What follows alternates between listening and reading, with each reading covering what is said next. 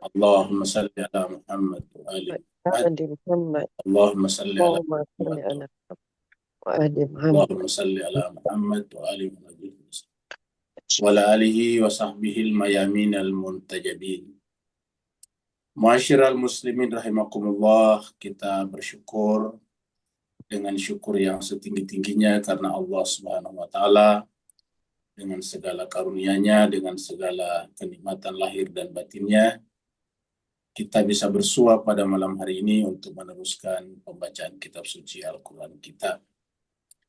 Malam ini kita akan membaca dan mentadaburi surat Al-Kahfi ayat 86 sampai 90. 86 sampai 90. Untuk itu mari kita bersama-sama membuka kitab suci Al-Quran kita atau mengikuti apa yang kita tampilkan di layar.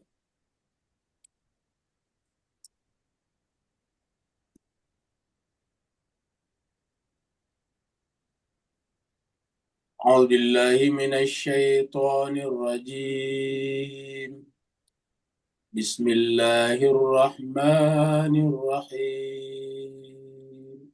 Bismillah.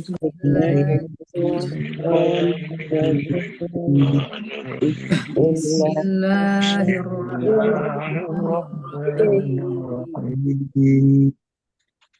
Hatta idza balagha maghribasy syamsi wajadaha taghrubu fi 'aini hamiyah. Hatta إذا بلغ مغرب الشمس وجدها تغرب في عين حمئة وجدها تغرب في عين حمئة ووجد عندها قوما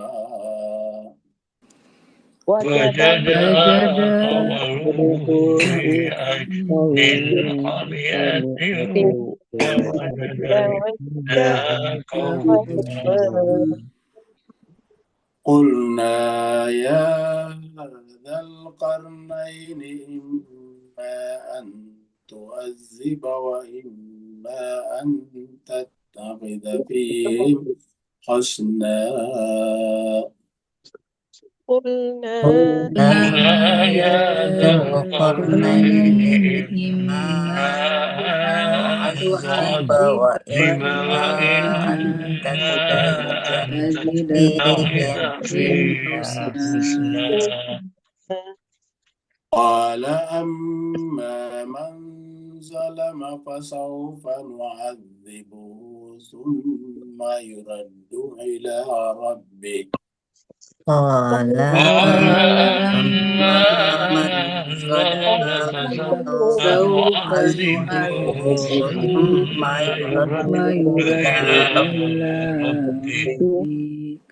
ثم يرد إلى ربه فيعذبه عذابا نكرا.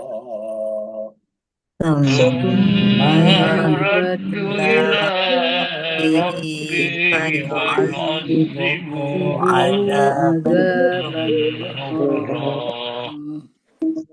وأما من آمن وعمل صالحا فله جزاء الحسنى.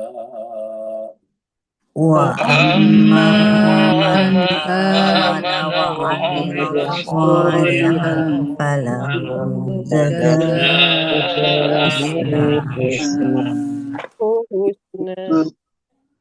وسنقول له من أمرنا يسرا ثم أتبع سببا. وسنقول له من أمرنا يسرا ثم أتبع سببا حتى إذا بلغ مطلع الشمس وجدها تطلع على قوم.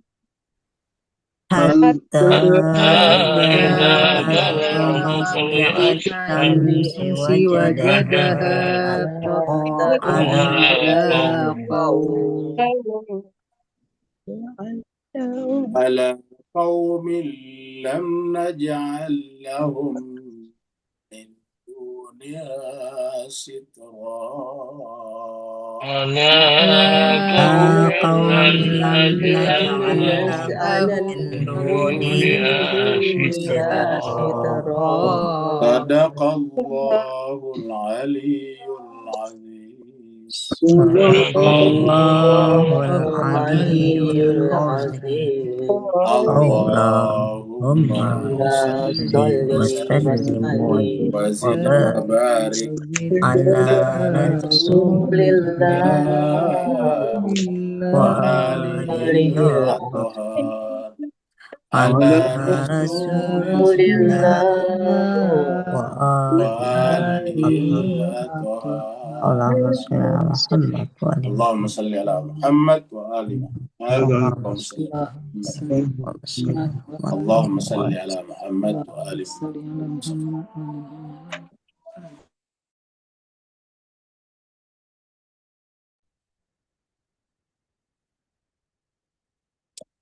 Terima kasih banyak jemaah sekalian telah ikut membaca ayat-ayat suci Al-Quran. Semoga apa yang kita baca tadi adalah seolah-olah Allah sendiri telah menyampaikan itu kepada jiwa-jiwa kita masing-masing, dan jiwa-jiwa kita terbuka lebar dan redha untuk menerima apa yang Allah katakan itu, sehingga Allah SWT berkenan untuk menerima kita nanti di sisinya sebagai pecintanya melalui mencintai kitab sucinya. Kita teruskan surat Al-Kahfi, surat yang ke-18. Al-Kahfi adalah gua. Surat ini turun di Mekah, maka disebutlah dengan surat Makkiyah. Jumlah ayatnya adalah 110 ayat. Tadi kita sudah baca sampai ayat 90. Berarti kita tinggal 20 ayat lagi. Seperti biasa kita mulai dari ayat yang terakhir kita baca pada pertemuan sebelumnya, yaitu ayat yang ke-85.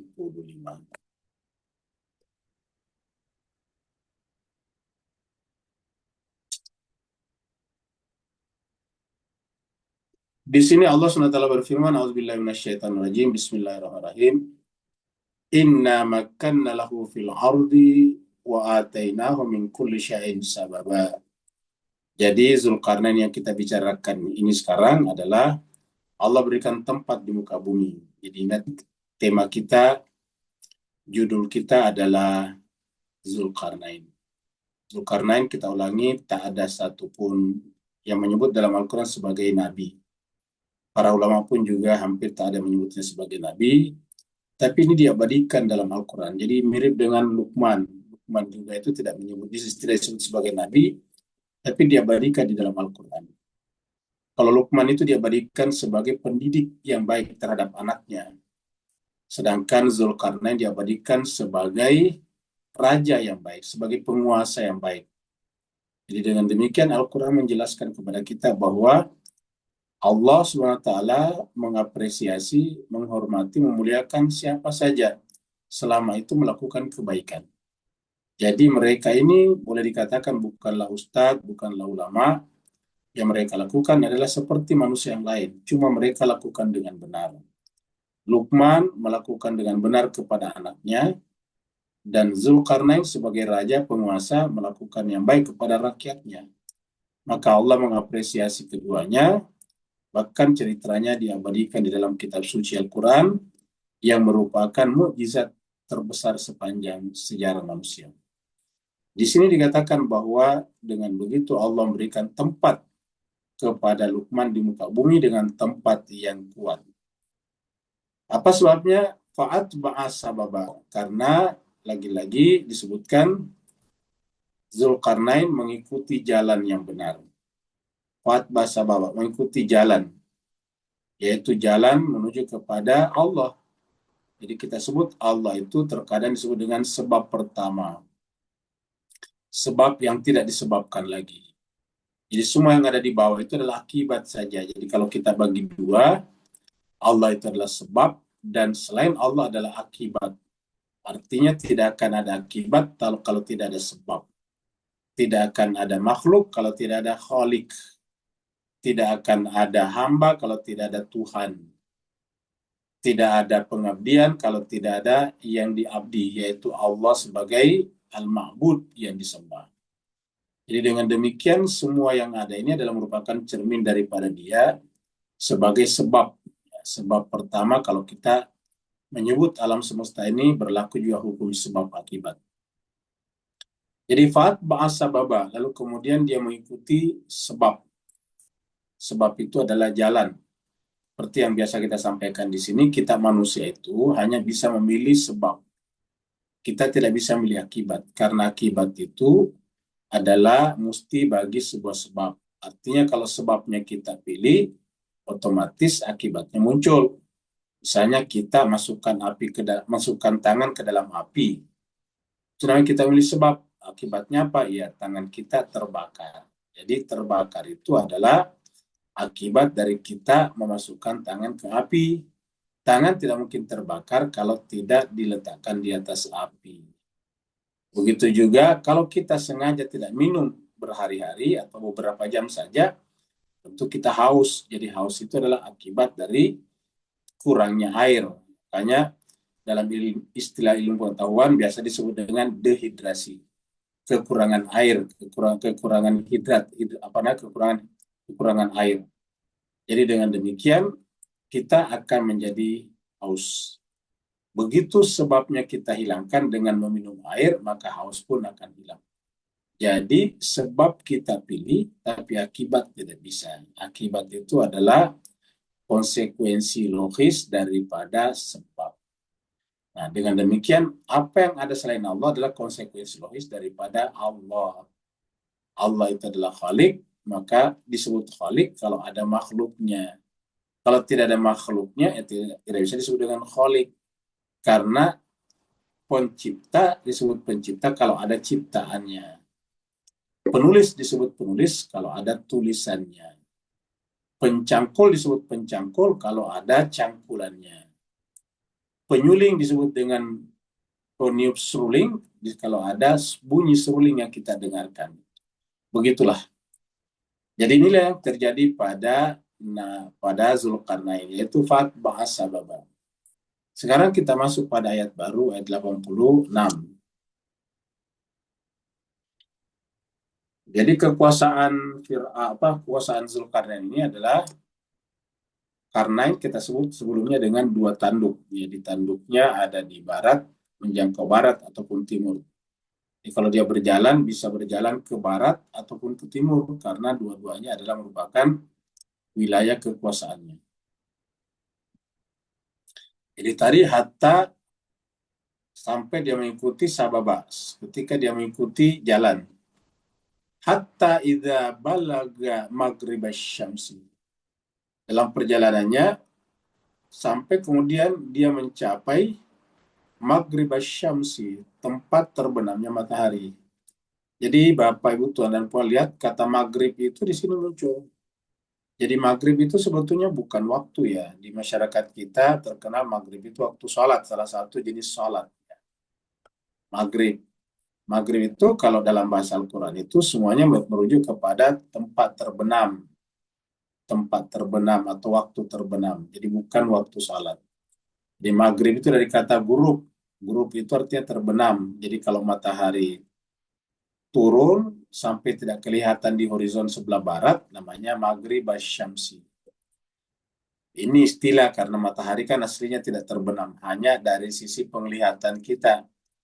Penglihatan kita, matahari terbenam. Padahal sebetulnya kan aslinya adalah posisi kita lah yang bergerak meninggalkan matahari. Karena bumi ini bulat, maka kita terlindungi oleh garis bulatan atas matahari garis bulatan atas bumi dari matahari. Sehingga garis atas bulatan bumi itu yang kita sebut dengan horizon. Lalu kemudian matahari tidak terlihat oleh kita. Ketika matahari sedikit demi sedikit tidak terlihat oleh kita, kita sebut dengan terbenam.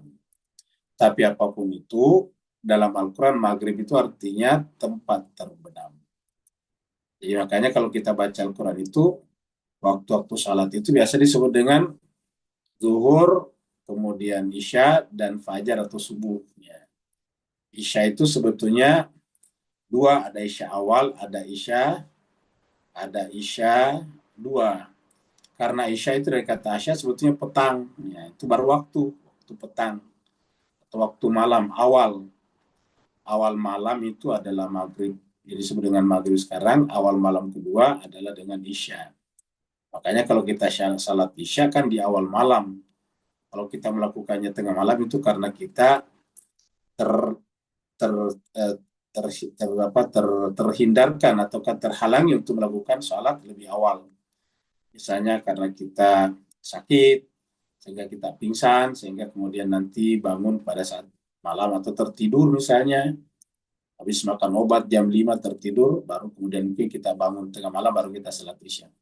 Tapi di mana-mana pada umumnya salat isya itu dilakukan di awal malam. Ya. Jadi maghrib isya itu sebetulnya malam, sama-sama di awal malam. Gitu. Sama misalnya dengan siang, sebetulnya semuanya zuhur. Zuhur itu artinya masih terang. Zuhur itu kan dari kata zahir, nampak jelas. Jadi baik salat zuhur yang kita lakukan setelah jam 12-an ataupun asar yang kita sudah dengan asar, dua-duanya disebut dengan zuhur, zahir. Kenapa dua-duanya dilakukan waktu siang hari?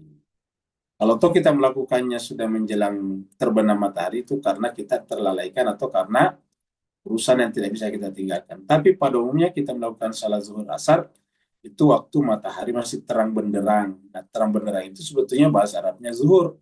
Jadi bisa dikatakan bahwa ada zuhur satu, ada zuhur dua. Zuhur dua itu langsung dengan asar. Dari sisi waktu ya, dari sisi keadaan matahari. Ya. Begitu juga dengan subuh, subuh itu fajar. Jadi dengan demikian, salat 5, tetapi waktunya 3, yaitu siang, malam, awal malam, dan kemudian fajar. Nah, dengan demikian maghrib itu adalah maknanya, maksudnya adalah tempat terbenamnya matahari. Jadi maghrib syamsi, tempat terbenamnya matahari. Nah, jadi Zulkarnain sampai di tempat terbenamnya matahari. Pertanyaannya, bisakah orang sampai di tempat terbenamnya matahari? Jawabannya tidak bisa. Karena apa? Karena matahari itu tidak pernah terbenam tadinya. Misalnya kita bergerak ke barat, ya katakanlah kita bergerak ke barat. Pergerakan kita ke barat itu secepat matahari, katakanlah begitu. Nah, kalau kita bergerak ke barat dengan secepat matahari, apa yang kita lakukan? Tidak pernah terbenam. Selalu keadaannya sama. Misalnya kita katakanlah bergerak ketika matahari masih setinggi katakanlah pohon kelapa di atas horizon. Kita bergerak ke barat mengikuti bola bumi sesuai dengan kecepatan bumi.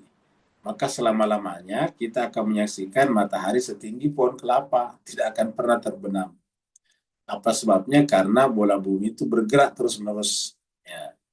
Karena bergerak terus-menerus, kalau kita mengikuti gerakannya searah matahari, maka tidak akan pernah kita melihat matahari terbenam. Ya, seperti itu. Untuk menunjukkan apa? Untuk menunjukkan bahwa hakikatnya matahari tidak pernah terbenam. Nah, dengan demikian kata-kata maghrib syams itu sebetulnya bersifat majasi, bersifat perumpamaan saja. Yaitu bahwa maghrib syams itu ya memang ada wilayah yang disebut dengan maghrib syamsi. Kalau di Arab atau di Timur Tengah, Maghrib itu adalah Maroko. Jadi Maroko itu bahasa Arabnya Maghrib. Ya. Karena dianggap Maroko itu adalah wilayah Timur Tengah yang paling barat. Karena kalau di Maroko, Tunisia itu sudah dekat dengan Eropa. Jadi dia paling barat. Gitu. Jadi dia paling barat. Dan nanti kalau sudah lewat Tunisia, Maroko itu sudah habis daratan Asia Barat dan Afrika Utara. Sudah habis. Lalu kenapa? Lalu apa yang terjadi? Mereka masuk ke Eropa setelah melewati selat. Selatnya itu terakhir, Selat Gibraltar. Nyebrang ke Spanyol. Itu sudah Eropa. Jadi kata-kata Maghrib Syamsi itu adalah dari sisi benda atau dari sisi keadaan itu adalah negara yang ada di paling ujungnya Afrika Utara atau ke Asia Barat.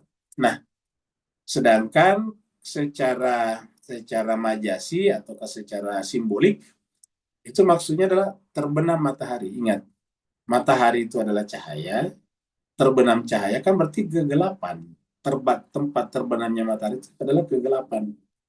Dan kebetulan memang yang namanya Barat sekarang, yaitu Eropa, kan biasanya disebut dengan Barat itu adalah Amerika dan Eropa, itu sebetulnya tidak ada agama yang muncul di sana. Apalagi agama Samawi tidak ada. Ya, yang ada agama Samawi muncul itu semua di timur.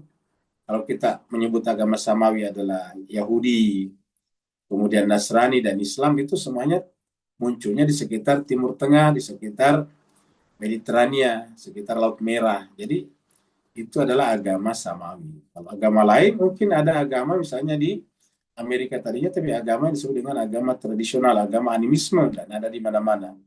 Agama yang tidak terlembagakan, agama yang tidak organized. Kan ada namanya organized religion, agama yang terorganisasi. Agama yang terorganisasi, kalau itu dari langit, namanya agama Samawi. Kalau bukan dari langit, namanya agama Rodi, tapi terorganisasi. Apa dia terorganisasi? Mungkin ada kitab panduannya, ada juga ulama-ulamanya seperti itu, yang bergenerasi. Nah, di Barat kita tidak menemukan itu, maka Barat dulu itu adalah tempat, boleh dikatakan itu adalah tidak ada aturan keagamaan. Kita tahu agama-agama yang dipraktikkan di Barat sekarang itu dari timur semuanya. Di Eropa, Amerika sekarang beragama Nasrani. Nasrani dari Yerusalem, dari Palestina sekarang. Mereka beragama Yahudi, Yahudi juga dari Yerusalem, dari sekitar Palestina sekarang. Begitu juga dengan, kan kalau kita tahu Nabi Musa ya dari Mesir. Kemudian Islam, ya dari Mekah, dari Madinah. Jadi itu dari Arab Saudi sekarang. Jadi tidak ada dari sana. Nah sekarang orang-orang di Eropa kan yang ada beragama Yahudi banyak, Nasrani banyak, Islam juga ada beberapa banyak. Kemudian belakangan juga masuk agama Hindu dan Buddha. Hindu-Buddha itu juga bukan dari Barat, itu dari India. Jadi tidak ada dari sana. Jadi kita katakan itu adalah tempat yang gelap, tempat terbenamnya matahari. Bisa seperti itu. Jadi maghrib. Sekarang ini dunia dibagi dua, ada namanya global south dan ada global north. Jadi ada global utara, ada global selatan. Ya, artinya ada globe bumi bagian selatan, ada globe bumi bagian utara. Bumi bagian selatan rata-rata dianggap sebagai tempatnya negara-negara yang berkembang, ya, miskin, banyak yang miskin. Sedangkan kalau global utara biasanya disebut dengan tempat negara-negara maju dan menengah. Tempat negara maju dan menengah. Negara maju itu yang masuk dalam G7. Setelahnya adalah negara-negara yang menengah. Itu adalah di mana tempatnya? Tempatnya adalah di utara. Itu sudah utara selatan. Terkadang juga dengan timur barat. Timur barat. Ya. Mereka adalah negara barat, dan kemudian kita adalah timur.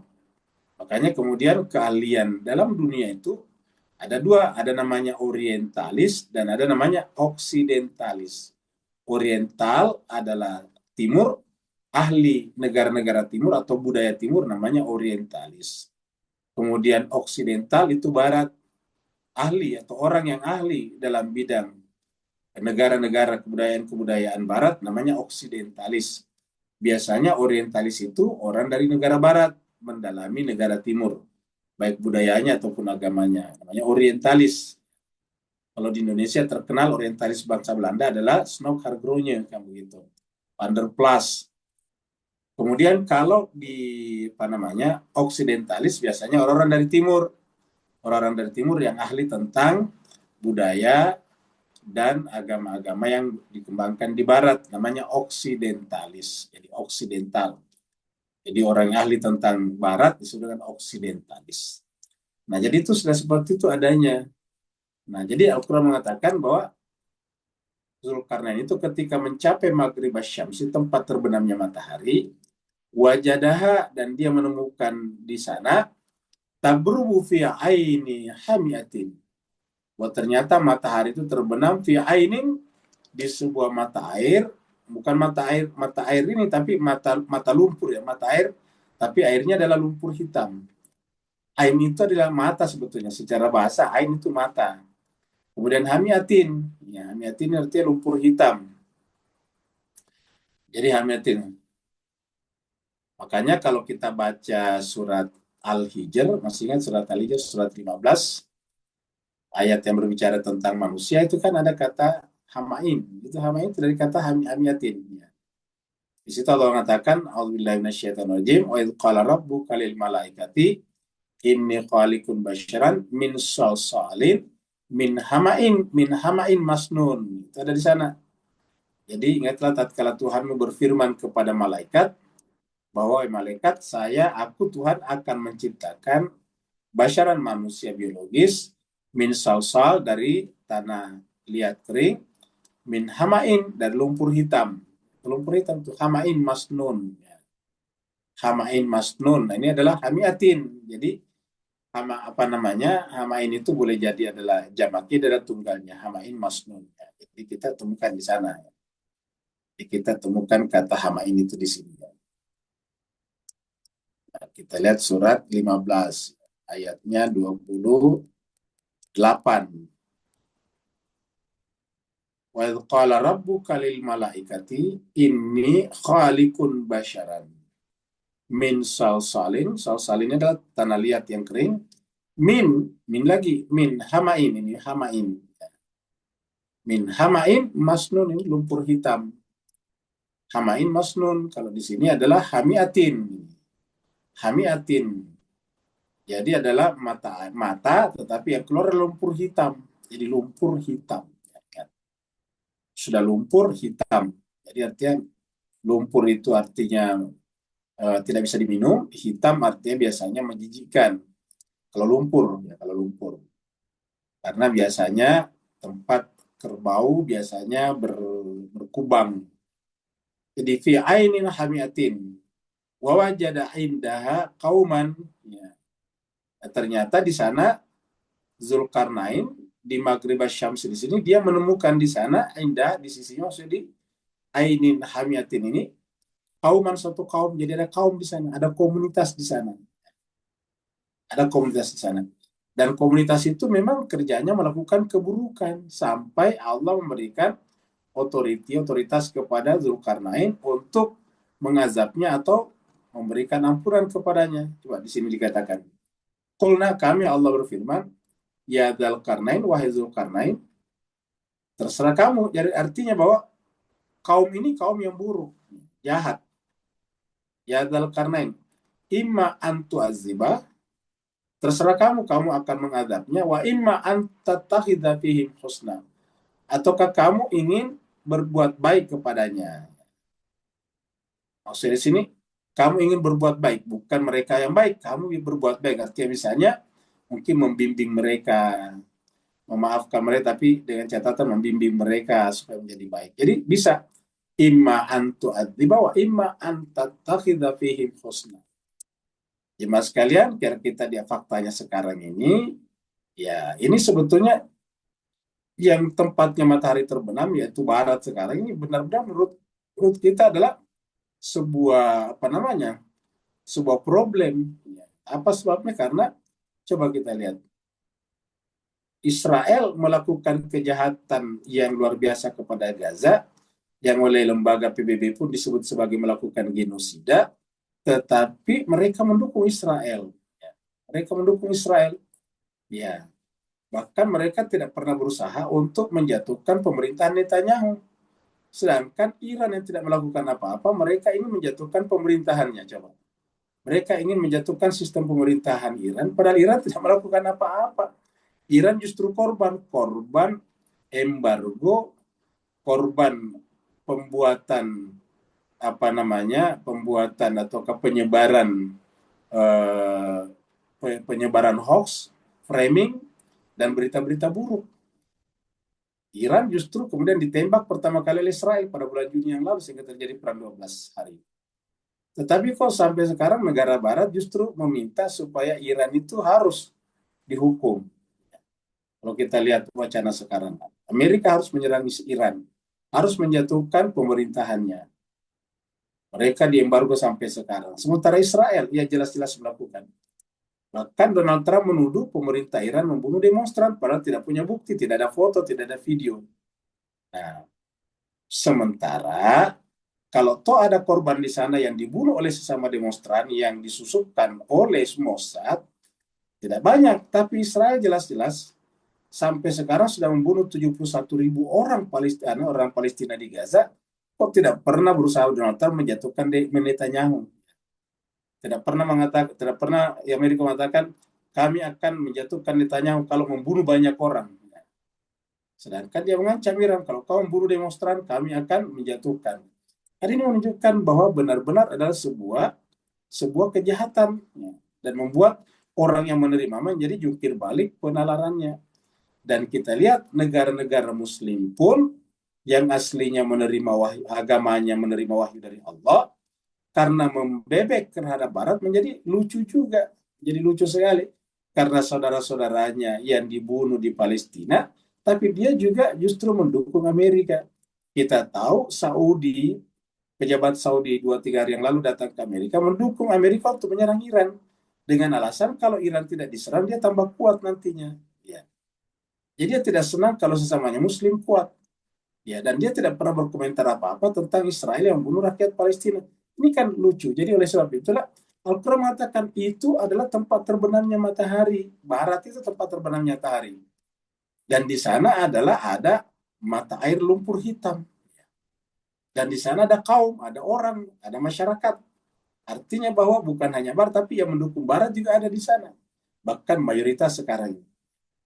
Bahkan banyak negara Islam, mohon maaf, termasuk Indonesia, yang kemudian mendukung inisiatif pribadi Donald Trump untuk membuat namanya Board of Peace. Padahal ini inisiatif Donald Trump mutlak, bukan hasil kerja multilateral. Ini adalah pribadi, bukan unilateral juga, murni Donald Trump. Di dalam bab-bab dan pasal-pasal dikatakan bahwa Donald Trump itu bisa menjadi kepala kapan saja, walaupun tidak jadi presiden. Tapi banyak negara Muslim, mayoritas pertama ikut negara Muslim. Padahal alasannya membuat perdamaian di Gaza, padahal Gaza dan Palestina tidak diikutsertakan di dalamnya. Coba. Hebatnya lagi, negara Muslim ini disuruh menyumbang 1 miliar US dollar, 1 billion, bukan miliar saja, bukan juta, tetapi miliar dolar, billion dolar. Kalau Indonesia itu 1 billion itu adalah sama sekarang dengan hampir 17 triliun. 17 triliun rupiah, coba. Ya, jadi ini kan menjadi lucu ya negara-negara Muslim ini. Kenapa? Ya karena takut. Dia tidak takut lagi kepada Allah, takutnya kepada manusia, takutnya kepada Donald Trump. Nanti di akhirat, negara-negara seperti ini sangat mungkin ditempatkan di akhirat, di neraka bersama dengan Donald Trump. Kok bisa takutnya kepada Donald Trump lebih takut kepada Tuhannya? Nah, inilah jemaah sekalian terbahagia. Jadi oleh sebab itulah, ya maka Zulkarnain diberikan otoritas. Apa kata Allah? Ya Dzulkarnain wa Zulkarnain, terserah kamu, imma antu adiba, apakah kamu akan menghukum. Nanti kalau Zulkarnain menghukum mereka, itu boleh. Tapi boleh juga kalau dia antatah tapi fihim husna, bisa mengambil atau melakukan perbuatan baik kepadanya. Bisa. Nah, jemaah sekalian berbahagia. Kira-kira coba kita lihat ini. Seperti pembahasan kita sebelumnya. Nah, siapakah kira-kira yang bisa menghadapi Barat nanti? Ini yang dua kemungkinan. Menghukumnya atau mau berbuat baik kepadanya. Tentu negara yang ditakuti Barat. Negara yang tidak pernah mengemis kepada Barat. Hanya itu saja. Negara yang ditakuti Barat. Dan kita tahu sekarang negara, terutama negara Muslim atau negara beragama Samawi, yang ditakuti Barat sekarang cuma satu, Iran saja. Cuma Iran. Kita katakan Iran itu beragama Samawi karena di sana ada agama Islam dan di sana ada agama Nasrani juga. Nasraninya mereka, Kristennya Kristen Armenia. Jadi seperti itu. Bahkan ada juga mengatakan bahwa agama Majusi itu tadinya juga agama Samawi juga sebelum menyembah matahari. Nah, jadi itu Iran, dan itulah sekarang yang ditakuti oleh Barat. Jadi tidak ada negara yang paling ditakuti Barat sekarang kecuali adalah Iran. Inilah jemaah sekalian terbahagia. Sampai Amerika mengerahkan seluruh kekuatan sekarang, seluruh kekuatan angkatan bersenjatanya, tentaranya, militernya ke Timur Tengah untuk mengepung Iran. Luar biasa. Satu negara yang penduduknya cuma 80 juta dikepung dari berbagai penjuru. Padahal tanpa datangnya kapal-kapal induk seperti Abraham Lincoln ke sana, ya Iran sudah dari dulu terkepung. Kenapa? Karena pasukan Amerika sudah bermarkas, sudah ada base-nya di Irak. Irak itu tetangganya Iran, tetangga sebelahnya. Kuwait juga tetangganya. Nyebrang Selat Hormuz itu ya Kuwait di sebelah sana. Ada Qatar di situ. Ada Dubai di sana, ada Hawaii maksudnya. Ada Saudi juga di sebelah, ada Yordania. Itu semua ada pangkalan Amerika di sana. Ingat, pangkalan Amerika semuanya di negara muslim situ. Ada di Yordania, ada di Arab Saudi, ada di Oman, ada di UAE, ada di Qatar, Kuwait. Dan pangkal Israel bahkan ada di mana? Sampingnya tetangganya Iran, yaitu Azerbaijan. Azerbaijan tetangganya Iran itu yang Syiah juga itu di situ ada pangkalan Israel. Ya. Jadi sudah dikepung sebetulnya, ditambah lagi dengan kapal-kapal ini. Nah, jadi jemaah sekalian serba kita lihat di situ. Nah, karena ini adalah mereka melakukan kejahatan, tentu otomatis yang seakan-akan kita bisa terima kalau diberikan otoritas untuk menghukum atau tidak ya cuma Iran. Ketika Iran nanti tidak bisa dikalahkan dan mereka tidak berani lagi untuk melawan seperti itu. Seperti Zulkarnain kepada mereka, Allah mengatakan, ya Dzulkarnain imma an tu'adziba wa imma an tattakhidha fihim husna. Kita lihat di sini ayatnya. Surat Al-Baqarah ayat 258. Alam tara ilal ladzi hajja Ibrahima fi rabbi. Apakah engkau belum melihat memperhatikan kepada orang yang mendebat sengit Nabi Ibrahim, fi rabbi berkenaan dengan Tuhannya Nabi Ibrahim. Karena Nabi Ibrahim tidak menyembah berhala-berhala yang mereka sembah. Kemudian Nabi Ibrahim dipanggil oleh Raja Namrud. Ya. Dan Namrud itu atahullah. Allah berikan kepadanya al-mulk, kerajaan, yaitu Namrud. Itu qala Ibrahim. Ketika Namrud berkata kepada Ibrahim, wahai Ibrahim, ini saya tidak ada di sini, saya sampaikan bahwa sebelumnya Namrud bertanya, wahai Ibrahim, kalau kamu tidak menyembah patung-patung itu, lantas siapa yang kamu sembah? Siapa Tuhanmu? Ya.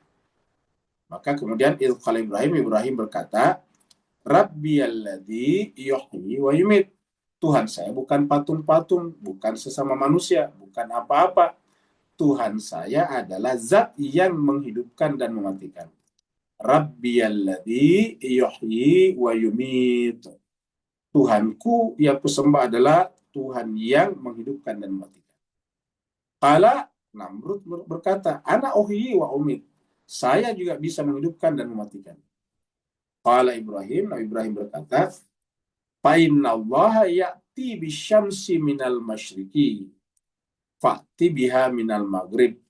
Sungguhnya Allah Tuhan yang aku sembah itu menerbitkan matahari dari timur. Jadi ingat, alam itu artinya Tuhan ya. Kan alam itu kan matahari terbit dari timur. Allah mengatakan Nabi Ibrahim mengatakan Allah Tuhanku itu menerbitkan matahari dari timur. Fa'ti biha minal maghrib. Kalau kamu juga puasa, coba terbitkanlah matahari itu, hanya matahari itu minal maghrib dari barat. Fabuhitalladzi kafar. Maka kemudian muncullah arogansi dan hilang akal lah. Tidak bisa menjawablah Namrud itu. Kafara di sini maksudnya Namrud ya. Alladzi yang orang yang kafir itu yang menolak itu adalah Namrud. Fabuhita maka kemudian hilanglah akalnya. Maksudnya mati kutulah. Mati langkahlah Namrud setelah mendapatkan pertanyaan mendasar dari Nabi Ibrahim, yaitu bahwa Tuhanku Allah itu menerbitkan matahari dari timur, maka coba Tuhan terbitkan dari barat. Artinya apa? Artinya bahwa manusia tidak bisa memaksa terbit matahari di barat. Ya. Karena faktanya agama-agama samawi itu ada di timur, di barat tidak. Bahwa barat beragama samawi seperti Nasrani dan sebagainya, tapi kita lihat bahwa agama itu hanya menjadi ornamen saja. Agama bukanlah substansi kehidupan. Substansi kehidupan mereka adalah arogansi dan rasialisme. Ya.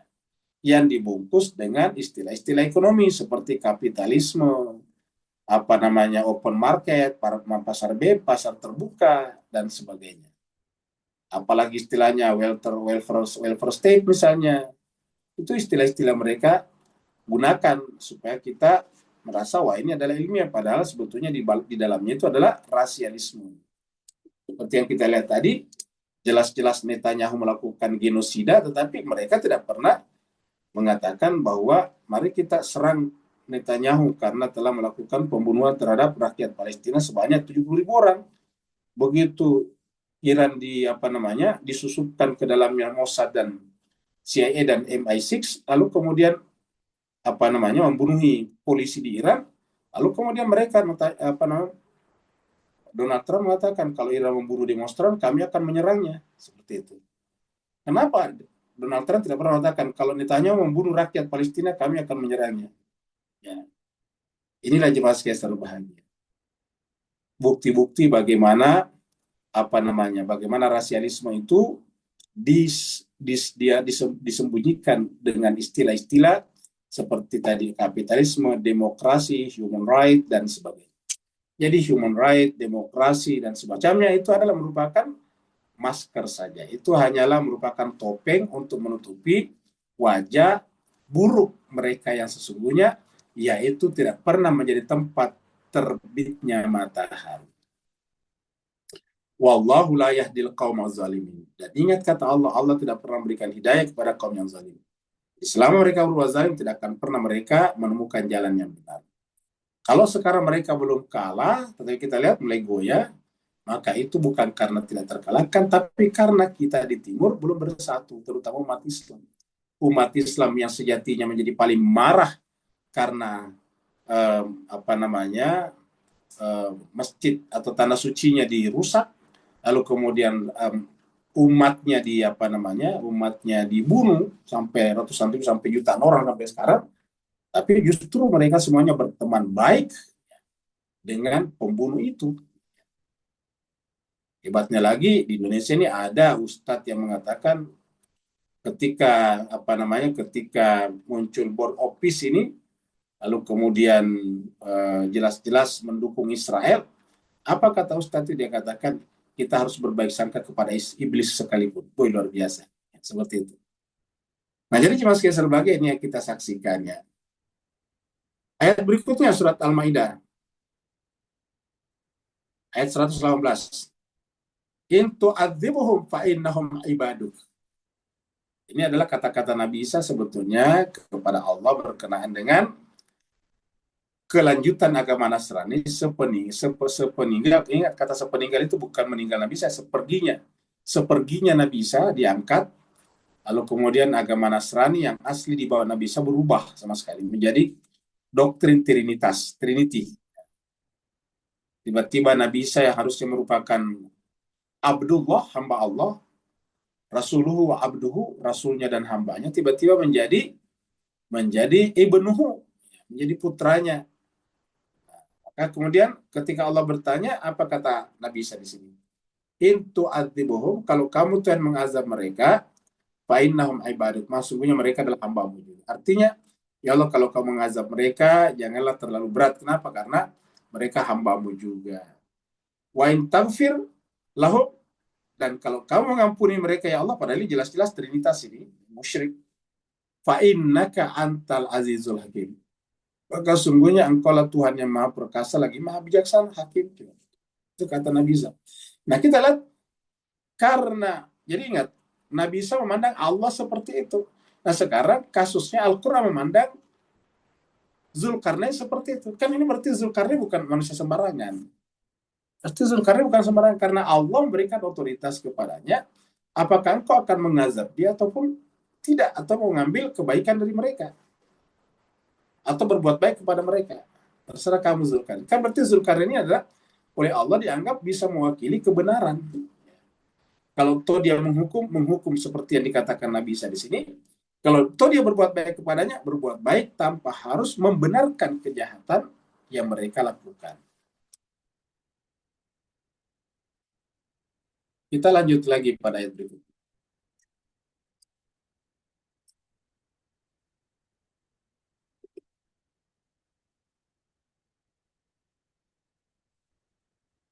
Qala, Zulkarnain menjawab atau berkata, amma man zalama fasawfa nu'adzibuhu. Jadi kan tadi Allah memberikan otoritas kepada Zulkarnain. Sekarang Zulkarnain telah mengambil keputusan. Apa keputusannya ini? Amma man zalama, adapun mereka yang zalim melakukan kezaliman, fasawfa nu'adzibuhu, kami pasti akan mengadab mereka. Summa nuraddu, kemudian kami akan kemudian dikembalikan ila rabbi, kepada Tuhannya. Fayu'adzibuhu, dan Tuhannya lah nanti akan menyiksanya dengan adzaban nukra. Itu kata Zulkarnain. Ini kan adalah jawaban yang paling adil, paling arif, paling bijaksana. Yaitu dia katakan gini, kalau dia zalim, jadi kan yang di barat itu kan tidak semua zalim, bahwa mereka semuanya dalam kegelapan, iya, tapi tidak semua zalim. Maka Zulkarnain mengatakan, adapun mereka yang zalim, maka kata kami di sini adalah Allah diwakili oleh Zulkarnain. Jadi kerja Zulkarnain adalah kerja Allah, persis seperti Nabi Khidir adalah kerja Allah. Nu'adzibu, kami akan mengadabnya. Setelah diazab artinya sampai dihukum mati, atau mati setelah diazab, maka kemudian setelah itu tetap dikembalikan kepada Tuhannya. Nanti Tuhan yang mengazabnya dengan azab yang keras. Ayat ini juga mengajarkan kepada kita satu hal, yaitu bahwa azab hukuman di dunia tidak otomatis menghilangkan hukuman di akhirat. Coba baca ayat ini Bapak sekalian. Kan sering kita mendapatkan pertanyaan, apakah orang yang sudah dihukum di dunia seperti di penjara dan sebagainya, sudah tidak ada lagi hukumannya di akhirat? Jawabannya tetap akan dihukum. Karena tadi, seadil-adilnya kehidupan di dunia tidak akan bisa seperti sempurnanya keadilan Allah nanti di akhirat. Maka Allah mengatakan di sini, bagi orang zalim, di dunia kami akan hukum, entah hukuman penjara, entah hukuman potong tangan kalau dia mencuri dan sebagainya, atau hukuman cambuk. Tetap nanti akan diazab lagi oleh Allah. Nu'adzibu, kami akan mengadab mereka yang zalim itu, tetapi tetap akan dikembalikan kepada Tuhannya. Dan nanti Tuhanlah yang mengadabnya, fayu'adzibuhu adzaban nukra. Nanti Allah Tuhannya lah yang mengazabnya dengan azab yang keras. Fayu'adzibuhu adzaban nukra. Jadi Allah nanti mengazab dengan azab yang keras. Kita lihat surat An-Naml ini. Surat An-Naml, surat 27 ayat 11. Allah berfirman, illa man zalama, kecuali yang zalim. Jadi ini adalah di atas pasti berbicara tentang kebaikan pengampunan, kecuali yang zalim. Nah, illa man zalam, kecuali yang zalim, thumma baddala husna, kemudian dia mengganti kebaikan ba'da su, setelah keburukan. Fa ini, jadi artinya orang yang tadinya zalim tetapi kemudian merubah dirinya dengan cara mengganti keburukannya itu dengan kebaikan ini. Ba'dal husna ba'da huswain. Mengganti keburukan, kita artinya karena ba'da setelah keburukan, berarti setelah melakukan keburukan diganti dengan kebaikan. Jadi dia zalim tapi sebelum meninggal dia mengubah kebiasaan buruknya, karakter buruknya, akhlak buruknya dengan kebaikan. Maka terhadap yang seperti ini, fa inni ghafurur rahim. Sungguhnya aku Maha Pengampun lagi Maha Penyayang. Nah, jadi begitu saja tadi pada Zulkarnain. Jadi kalau mereka melakukan kezaliman dan dihukum di dunia dan setelah itu dia mengubah dirinya, ya tentu di akhirat terlepas lagi. Dia tidak mungkin dihukum lagi. Kenapa? Sini Allah memberikan pengakuan, aku Allah adalah Ghafurur Rahim. Jadi tadi sudah dihukum di dunia tapi dia berubah. Nah, kalau tadi itu kalau tidak berubah. Fa'amman, ini surat 3 surat Ali Imran ayat 56. Fa'ammal ladzina kafaru, sebaliknya adapun orang yang kafaru tetap ingkar, kafir, fa'u'adzibuhum, aku akan mengadab mereka adzaban syadida, dengan adab yang keras. Kalau tadi kan di sana adzaban nukra, kalau di sini adzaban syadida. Di mana fit dunia wal akhirat. Di dunia pun dia tapi di akhirat. Jadi di dunia dan di akhirat. Jadi fit dunia wal akhirat. Wa ma lahum min nasirin, dan bagi mereka tidak ada lagi penolong. Jadi Allah mengatakan bahwa orang yang kafaru, maka dia akan mendapatkan hukuman di dunia dan di akhirat. Di dunia dan di akhirat ini seperti tadi. Di dunia sudah dihukum, di akhirat pun dihukum. Ingat, selama tidak melakukan tadi perubahan. Kalau di dunia sudah dihukum dan melakukan perubahan, bertobat misalnya, ya tentu di akhirat lepas.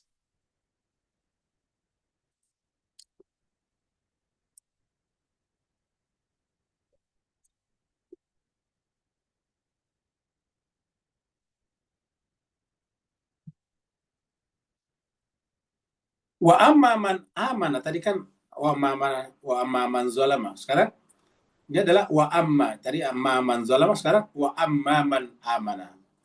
Dan adapun orang yang beriman, wa amila salihah, dan beramal saleh, falahu, maka baginya jazaa'anil husna. Jadi adapun orang yang beriman dan beramal saleh. Jadi beriman dan beramal saleh. Iman dulu, baru kemudian amal saleh di sini. Wa amma man amana wa amila salihah falahu jazaan al husna. Maka bagi mereka mendapatkan balasan, imbalan yang baik. Jadi balasan yang baik, al-husna. Al-husna sama dengan asma'ul husna. Wa sanaqulu lahu min amrina yusra. Dan kami akan berkata kepadanya, min amrina, berdasarkan perintah kami, maka mereka akan diberikan kemudahan. Jadi ini menjelaskan kepada kita bahwa kalau kita selalu beriman dan beramal saleh, maka hidup kita dimudahkan. Tidak ada orang tidak punya masalah, tapi kalau kita beriman dan beramal saleh, masalahnya dimudahkan. Kan ada orang yang masalahnya tidak dimudahkan. Bahkan masuk masalah mendatangkan masalah lebih berat berikutnya. Seperti orang yang menginjakkan kakinya di lumpur hidup. Lumpur hidup itu kalau kita masukkan kaki, menarik ke bawah. Semakin kita ingin ke atas, semakin tertarik ke bawah. Itu lumpur hidup. Ya. Itu adalah seperti orang yang masuk masalah, setiap mau keluar dari masalah, masuk ke masalah lebih besar lagi. Nah, karena kita katakan hidup ini ada masalah, tapi kalau kita beriman dan beramal saleh, maka dengan mudah keluar. Jadi pasti ada yusra, pasti ada kemudahan. Seperti yang kita cerita pada hari Jumat yang lalu.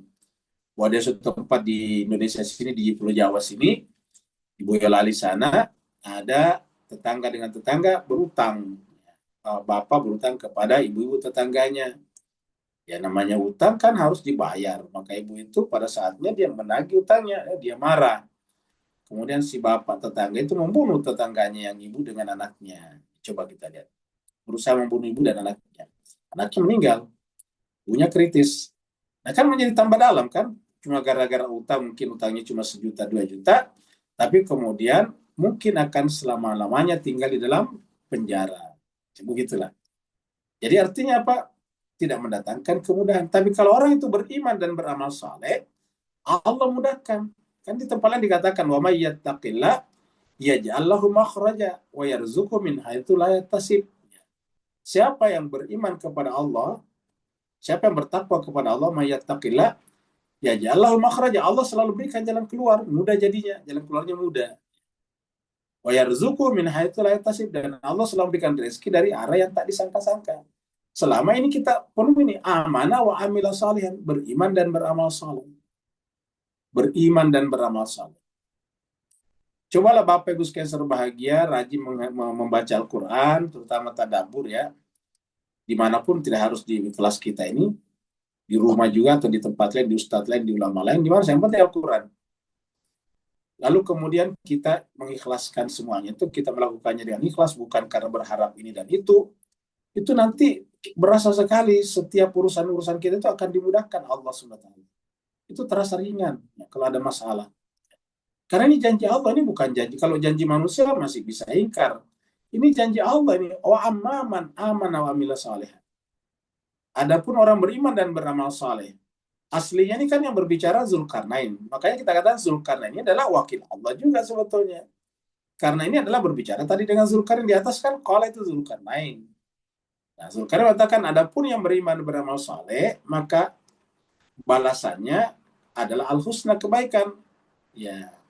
Dan kami akan berkata kepadanya, kepada orang baik itu, min amrina yusra. Ya, dari sisi kami yaitu kemudahan. Jadi artinya Pak, wasanaqululahu min amrina yusra, kami akan selalu berikan kepadanya solusi yang mudah. Solusi yang mudah. Jadi kalau kita merasa berat hidup kita, yaitu perasaan kita sebetulnya. Itu juga kita jauh dari Allah. Ya. Cobalah lihat misalnya pemimpinnya Iran.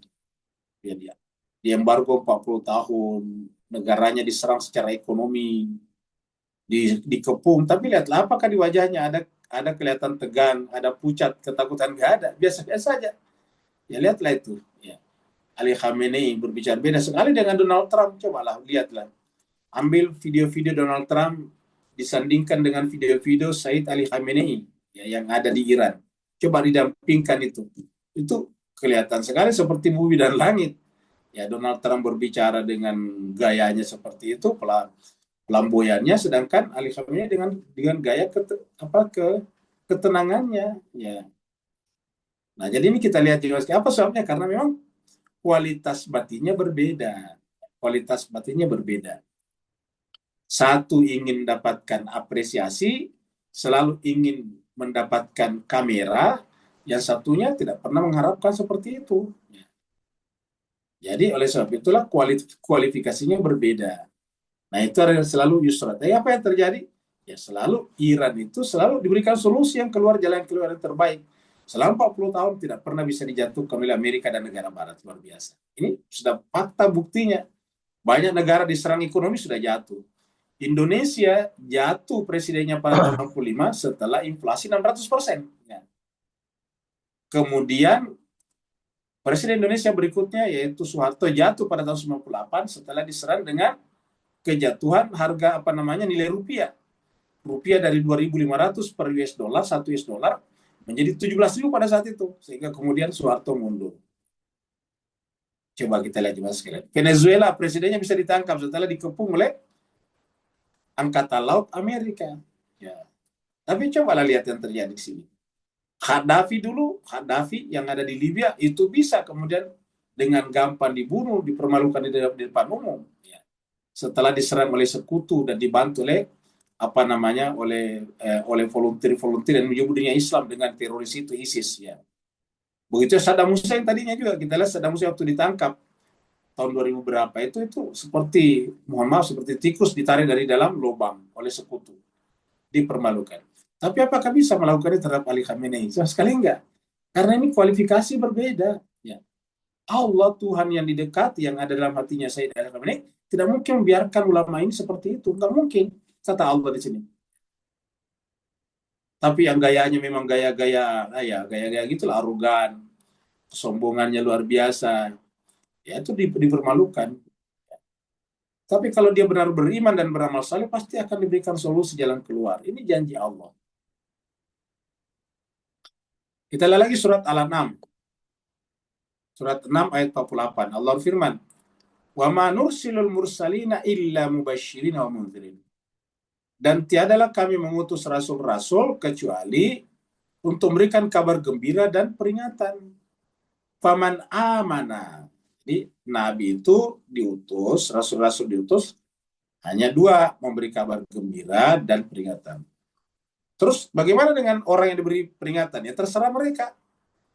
Kalau dia beriman, silakan kata ayat ini. Faman amana, kalau dia beriman dan beramal saleh, maka fala khaufun alaihim wala hum yahzanun. Kalau dia beriman dan beramal saleh, la khaufun, artinya hatinya, jiwanya tidak mungkin dikuasai oleh takut. Ini yang kita saksikan sekarang di Iran. Karena Allah mengatakan faman amana wa aslaha. Siapa yang beriman dan aslaha, berbuat baik. La khaufun, tidak ada rasa takut pada dirinya. Wala hum yahzanun, tidak bersedih. Tidak dirundung kesedihan.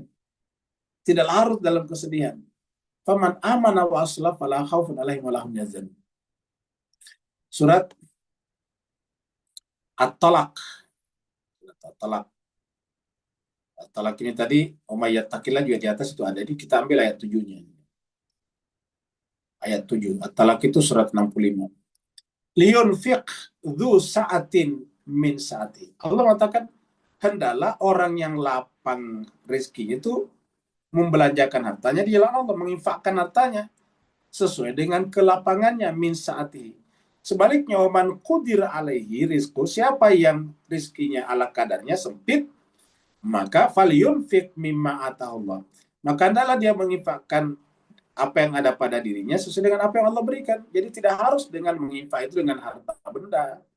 Bisa dengan tenaga, bisa dengan pikiran, bisa dengan waktu. Falyunfiq mimma atahullah. Jadi dengan demikian ya kita bisa membantu agama Allah sesuai dengan keluasan kita. Luas di sini katakanlah kita berharta ataukah kita berilmu, kita bantu agamanya dengan ilmu dan harta kita. Dan kalau kita tidak punya harta, tidak punya ilmu, dengan waktu kita, tenaga kita. Ya. Karena membantu agama Allah itu hakikatnya membantu diri kita. Ingat surat Muhammad yang mengatakan intan surullah yang surukum. Contohnya saja, kalau kita tidak punya harta, tidak punya ilmu, ya kita menjadi hadir saja seperti ini, maka kehadiran kita itu mendapatkan apa? Kebaikan. Kita belajar jadinya. Dan pelajaran itu nantinya akan memperkaya jiwa kita, dan mempertajam pisau analisis kita. Jadi orang yang rajin belajar itu akan menjadi kaya hatinya, lapang dadanya, dan menjadi tajam pisau analisisnya. Yang dalam tanda petik ya, kata istilah bodoh, kalau bahasa kasarnya bodoh, tolol, apalagi pandir, itu kan sebetulnya sederhana. Dia tidak punya pisau analisis, kira-kira gitulah. Itu bahasa lainnya. Cuma bahasa awam itu kan bahasa terkadang kasar kedengaran, tolol, bodoh, itu kan istilah awam. Kalau istilah kerennya ya tadi, pisau analisisnya tumpul, bahkan tidak ada. Nah, siapa yang rajin belajar, maka kemudian Allah akan melapangkan dadanya juga, menjadi arif, bijaksana, dan mempertajam pisau analisisnya. Sehingga tidak gampang, tidak mudah dibodoh-bodohi, tidak mudah dikadali. Gitu. Falyunfiq mimma atahullah. Kita punya apa saja. Selama kita masih hidup, ada. Ya. Selama kita masih hidup, pasti ada yang bisa kita sumbangkan dalam agama ini. Bisa waktu, bisa tenaga, bisa apa saja. La yukallifullahu nafsan illa ma'ataha. Allah tidak akan membebankan seorang kecuali sesuai dengan apa yang Allah berikan kepadanya. Jadi marilah kita bersumbangsi terhadap kejayaan agama Allah ini, terutama dengan penyebaran ajaran Al-Quran ini sesuai dengan apa yang Allah berikan kepada kita. Ingat, ma'atah sesuai dengan apa yang Allah berikan kepada kita. Karena Allah mengatakan, la yukallifullah nafsan illa. Allah tidak akan memberi seseorang kecuali sesuai dengan apa yang Allah berikan kepadanya. Artinya bagi yang berharta, Allah akan menuntut, kau apakan hartamu? Orang berilmu akan Allah tuntut, kau kemanakan ilmu? Kau ada ilmu, kau tidak kasih orang. Nah, ada yang ada waktunya ditanya, kenapa waktumu kau tidak dimakan untuk belajar misalnya, dan seterusnya. Kesimpulannya, la yukallifullah nafsan illa ma'ataha. Kalau di surat Al-Baqarah dikatakan la yukallifullah nafsan illa wus'aha. Sayaj'alullahu ba'da usrin yusra. Allah bagi mereka yang melakukan ini tadi, menginfakkan waktunya atau hartanya di jalan Allah, maka Allah pasti akan menjadikan mereka memberikan kemudahan setelah ada masalah kesulitan ini. Sayaj'alullahu ba'da usrin yusra. Setelah mereka mendapatkan kesulitan masalah, pasti berikan kemudahan. Ya, ini mirip dengan surat Lam Nashrah. Di situ dikatakan, ya dikatakan inna ma'al usri yusra. Kalau di situ kan di situ inna ma'al usri yusra. Jadi kalau surat Alam Nashrah itu adalah ya inna ma'al usri yusra. Dan memang yang Allah inginkan ini yusra. Cuma usra itu terkadang dilewati dulu baru sampai ke sini. Sebagaimana kita harus mencampur tanah, menanam padi, baru bisa menuai bulir-bulir padi untuk dimakan. Di dalam ayat yang berbicara tentang puasa pun Allah mengatakan, yuridullahu bikumul yusra, wala yuridu bikumul usra. Yang Allah inginkan dengan agama ini, agama samawi, adalah kemudahan, bukan kesulitan. Yuridullahu bikumul yusra, wala yuridu bikumul usra. Yang Allah inginkan adalah kemudahan dan bukan kesulitan.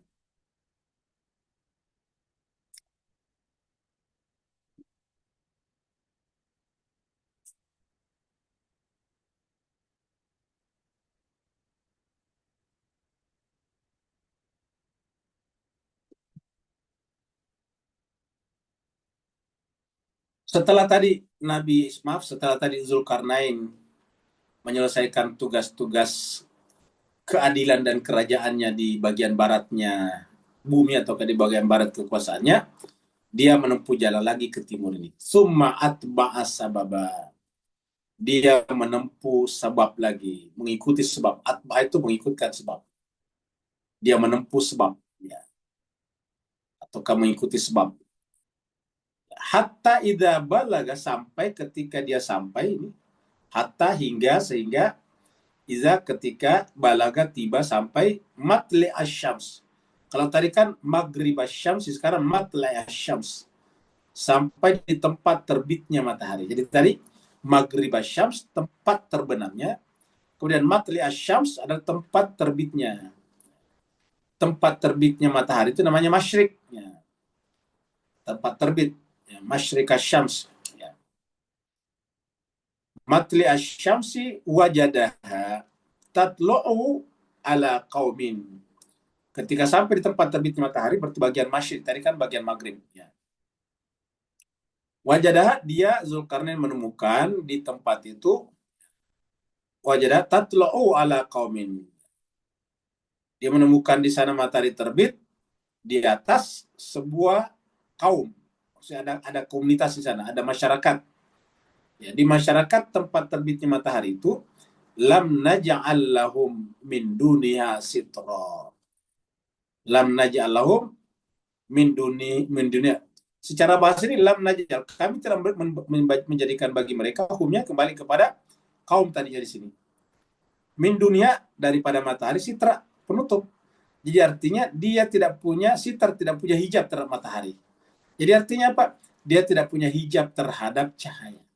Jadi kan sekarang kita sudah lihat bahwa kalau kita tertutup dari cahaya matahari, yang muncul adalah kejahatan tadinya. Tinggal nanti terserah Allah mau mengazab atau tidak. Sebaliknya kalau kita berada sebelah timur dan membiarkan matahari memancar menimpa kita, tidak ada sitar, tidak ada penutup, tidak ada hijab, maka kemudian Allah memberikan sebaliknya. Jadi ini adalah harusnya kita seperti cerita ayat ini adalah berusaha mendatangi matahari di timur, lalu kemudian di sana kita jangan sampai mengadakan sitar atau hijab. Percuma kita mendatangi matahari yang terang benderang, tapi kita memasang penutup, ataukah memasang payung, atau memasang yang namanya hijab, atau sitar. Ini sitar itu penutup. Dan apa yang ada dalam ayat ini, 90 ini, sama yang dilakukan oleh Maryam. Maryam itu juga melakukan hal yang sama. Dia mendatangi juga timur, tempat terbitnya matahari, dan di sana berjumpa dengan malaikat Jibril. Ini kita lihat dulu di sini, berbicara tentang Maryam. Kita lihat di sini Maryam, surat 19. Kita lihat di sini.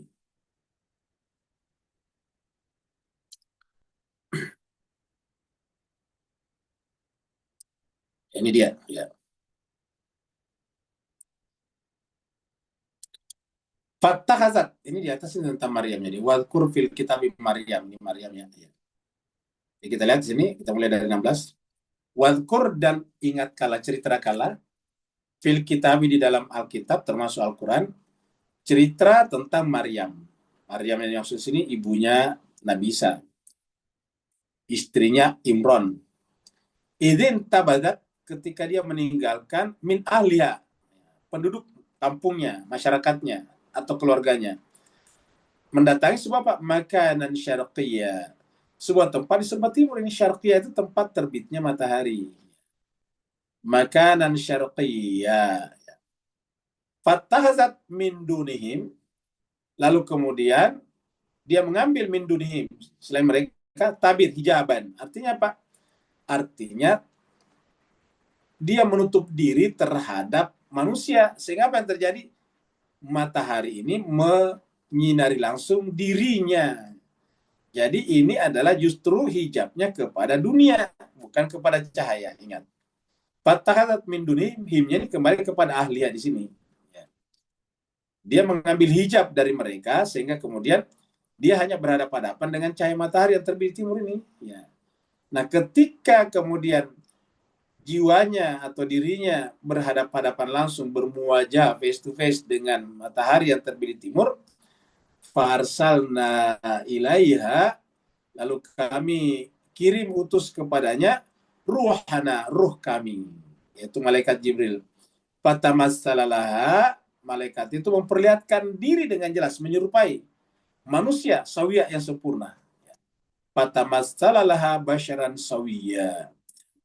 Kan ini menunjukkan bahwa berjumpa dengan ruh di mana? Pada saat kita memasang hijab terhadap dunia selain daripada Allah. Kalau selama ini kan terbalik, hijab kita justru kepada Allah, harusnya kan hijab kepada dunia. Ya, ini hijabnya Maryam kepada dunia, kepada manusia. Lalu kemudian hatinya berhadapan dengan Allah. Kalau kita hijabnya kepada Allah, hati kita berhadapan dengan dunia. Diceritakanlah di sini tentang bagaimana Zulkarnain justru mendatangi sebuah kaum tempat terbitnya matahari dan mereka tidak ada sitar terhadap matahari. Jadi sitarnya dihilangkan terhadap matahari. Seperti mana tadi Maryam, hijabnya dari matahari dipindahkan menjadi hijab kepada makhluk. Kita lihat ayat lain. Surat An-Nahl.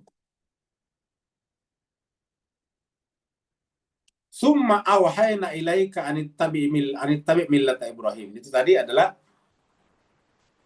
fa'atba'a sababa tadi. Kita lihat di sini tadi ya. Summa atba'a sababa. Dia kemudian mengikuti sabab. Nah, makanya kemudian dalam Al-Qur'an itu kita berkali-kali suruh mengikuti yang benar. Contohnya di sini ya.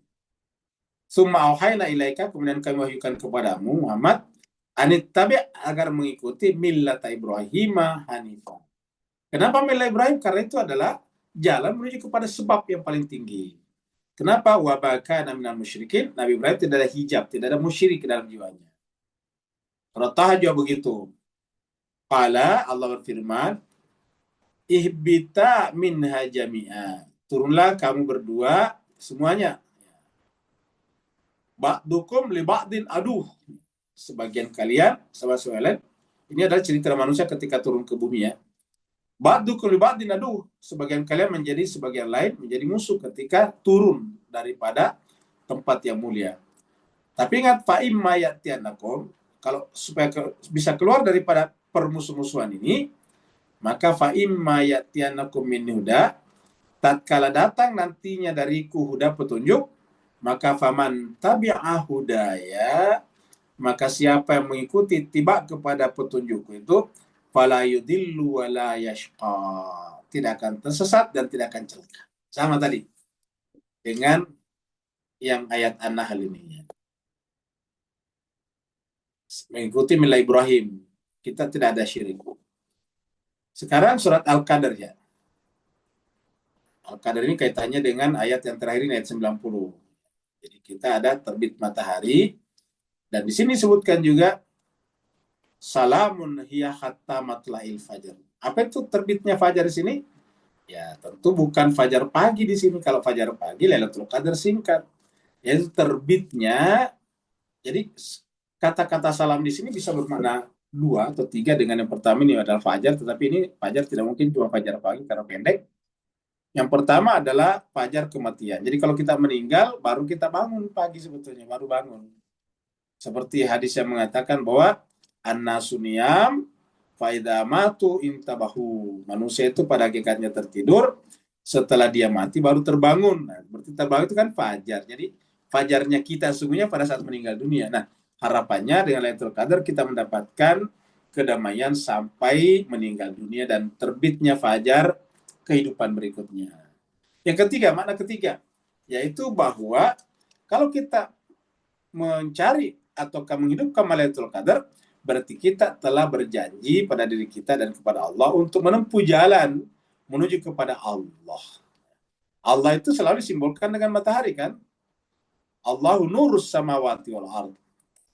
Kalau kita sudah mengambil jalan ke sana, maka Allah akan menjadikan kedamaian pada jiwa kita sampai kita berjumpa dengannya, yaitu terbitnya fajar dalam jiwa kita. Hiya hatta matla'il fajar. Surat Al-Isra kita temukan juga di sini. Tadi Al-Quran. Al-Quran itu adalah matahari juga, cahaya.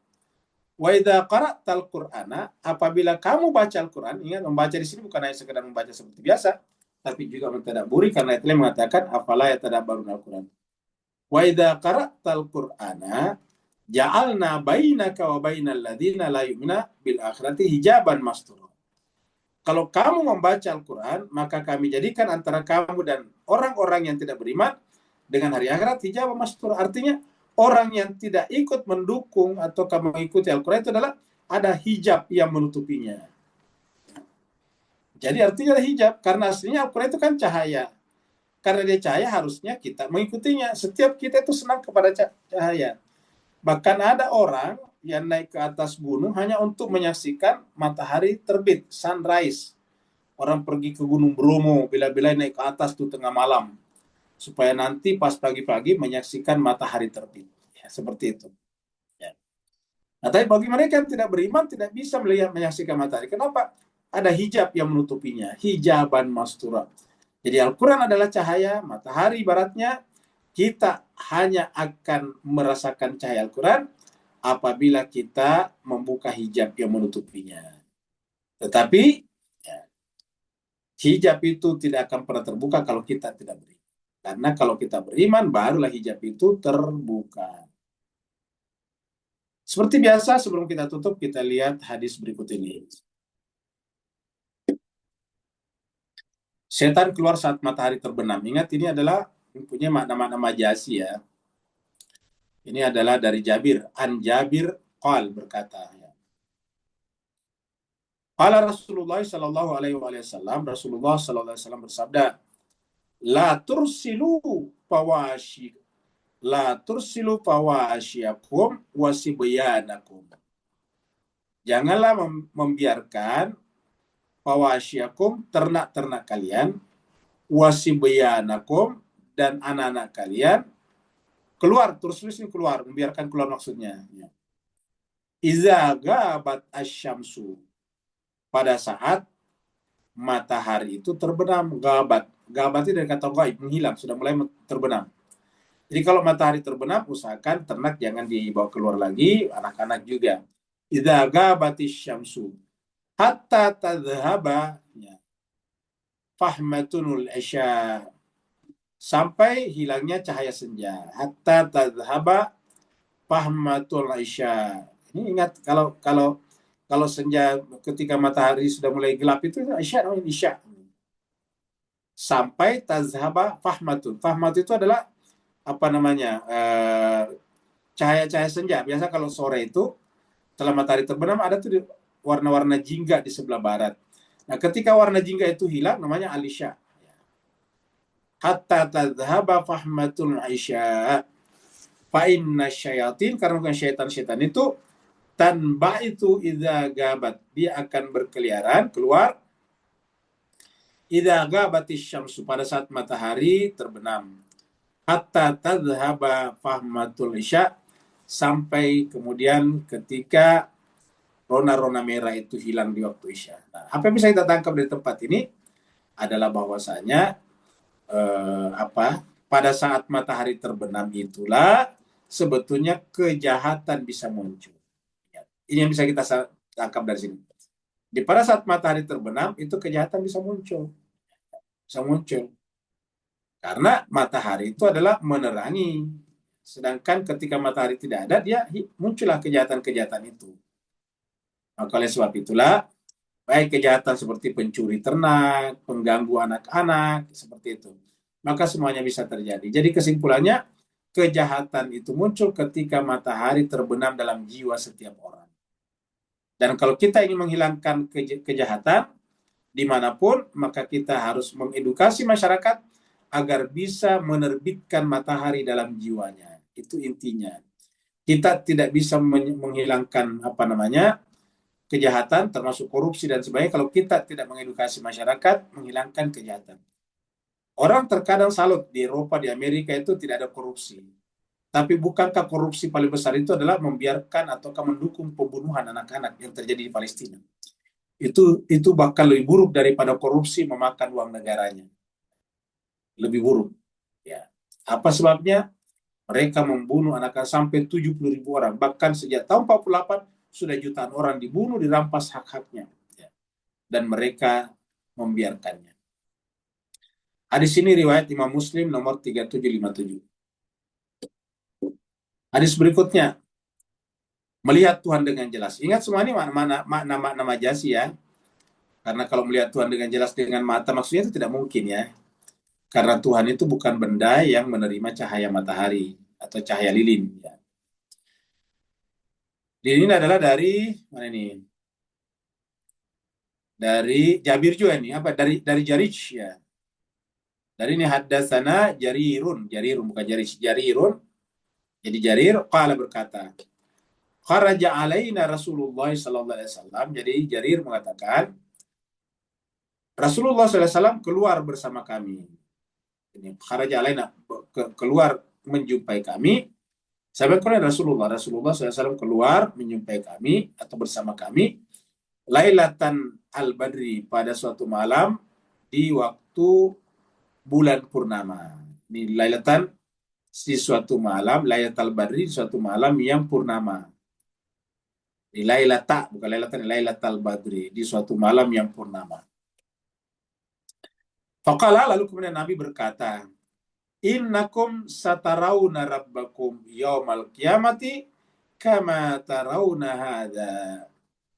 Sesungguhnya kalian akan melihat Tuhan kalian yaumal qiyamah, pada hari kiamat, kama tarawna hadza, sebagaimana engkau menyaksikan bulan purnama ini. Jadi hari kiamat itu berdiri. Jadi apa artinya jemaah sekalian berbahagia? Kalian akan bisa menyaksikan Allah dengan jelas apabila kalian menghidupkan hati kalian. Ingat kata-kata kiamat itu satu-satu dengan kata-kata maqam. Ingat, wa amma man khafa maqama rabbih. Itu dia. Siapa yang takut kepada makam Tuhannya, baru wa nahan nafs anil hawa, lalu membentengi jiwanya dari tidak dikuasai hawa nafsunya, fa innal jannata hiyal ma'wa, maka surga lah tempat tinggalnya. Jadi Allah mengatakan di sini, Nabi mengatakan di sini, sesungguhnya kalian akan menyaksikan Allah di hari kiamat, kama tarawna hadza, sebagaimana engkau menyaksikan terangnya bulan purnama ini. La tudamuna fi ru'yati, kamu tidak akan kesulitan menyaksikannya. Nah, kita artikan secara majasi bahwa di dunia ini pun kita bisa menyaksikan Allah dengan terang benderang apabila kita menghidupkan hati kita. Ingat kata kiamat itu dari kata qama, yakum, berdiri ya. Jadi kalau kita menghidupkan hati kita, maka kemudian kita akan menyaksikan Allah dengan terang benderang. Itulah sebabnya ketika Imam Ali ditegur oleh orang Yahudi mengatakan, kalian ini mati Islam bodoh. Kok bisa menyembah Tuhannya padahal tidak dilihat? Kata Imam Ali, apa kau bilang? Saya tidak mungkin menyembah sesuatu yang tidak saya lihat. Saya justru melihatnya dengan terang benderang sehingga saya menyembahnya. Ingat, saya justru karena melihatnya dengan terang benderang, maka saya menyembahnya. Dan itu yang terjadi pada nabi-nabi, terutama Rasulullah. Sehingga ini juga yang harus kita inginkan, agar kita bisa melihat Allah dengan terang benderang dalam jiwa kita. Tapi itu bisa kita lakukan kalau kita menghidupkan jiwa kita. Jadi makanya ada kata-kata mutu qabla antamut, matilah sebelum mati. Artinya hidupkanlah jiwamu sebelum kamu hidup di alam berikutnya. Karena tadi hadisnya mengatakan bahwa manusia itu selama hidup di dunia dia tertidur. An-nasu niyam fa idza matu, maka apabila dia sudah mati, intabahu, barulah terbangun. Nah, ketika dikatakan mutu qabla antamut, matilah sebelum mati, artinya bangunkanlah jiwa kalian sebelum kalian mati. Karena pada umumnya manusia hatinya terbangun setelah mati. Nah, kita orang beriman harusnya bangunkan hatinya sebelum mati. Bangunkan hatinya sebelum orang lain terbangun hatinya melalui kematian. Bagaimana caranya kita menghidupkan mati melalui kematian? Yaitu matikanlah rasa kalian kepada dunia, kepada selain Allah. Ini adalah hadis Imam Bukhari nomor 6884. Terima kasih banyak atas perhatiannya. Mohon maaf atas segala kekurangan. Yang mau bertanya dipersilakan. Assalamualaikum Ustaz. Waalaikumsalam warahmatullahi wabarakatuh. Silakan Pak. Bismillah, barakallahu fiikum. Salam Muhammad wa ala alihi. Abaka wa Ustaz, sebelum tu saya mohon doa dan Al-Fatihah. Abang yang tua baru meninggal, Muhammad Saleh bin Osman. Itu siapa Pak Nur? Abang yang paling tua, Oh baik, yang paling tua. insyaAllah. Soalan saya, Muhammad Saleh bin Muhammad Saleh bin Osman. Osman. Afwan semua. Bismillahirrahmanirrahim. Assalamualaikum Muhammad wa alihi wa ajil para baik Astagfirullahalazim. Bismillahirrahmanirrahim. Ustaz, dalam khabar Kausaina al-adna tadi, maka waktu kita masih hidup ni lagi pun, apa yang terlihat dalam batinnya tadi sebelum kita betul-betul di alam yang kekal abadi tadi bertemu, Ustaz. Dan apa yang patut dirasai oleh batin tadi dalam menggunakan mata batin tadi, Ustaz. Barakallahu fiik. Apa semua. Baik, terima kasih banyak Pak Nur. Jadi jemaah sekalian, sebelum kita jawab pertanyaan Pak Nur, kita doakan dulu kakak tertua beliau yang bernama almarhum Muhammad Saleh bin Usman. Saleh bin Usman yang baru meninggal, semoga Allah terima di sisinya, diampunkan segala dosa dan kesalahannya, dimaafkan khilaf dan alpanya, dibukakan pintu-pintu langit baginya, dimuliakan tempatnya di sana, diluaskan kuburannya, ditinggikan derajat dan kedudukannya, dan dimasukkan almarhum ke dalam golongan para nabi dan rasul, dan Allah menjadikan seluruh amal ibadah yang ditinggalkannya menjadi amal jari bagi almarhum, dan anak-anak keturunan ditinggalkannya menjadi anak-anak yang saleh dan salehat, ala hadiniya wa likulli salihah bihaqqi Muhammadin wa ali Muhammad wa bihaqqil Fatihah wa bisirril Fatihah wa bi karamatil Fatihah wa bi hurmatil Fatihah wa bi mujizatil Fatihah, khususan ila almarhum Muhammad Saleh bin Usman. Al-Fatihah ma'as salawat. Allahumma salli ala Muhammad wa ali Muhammad.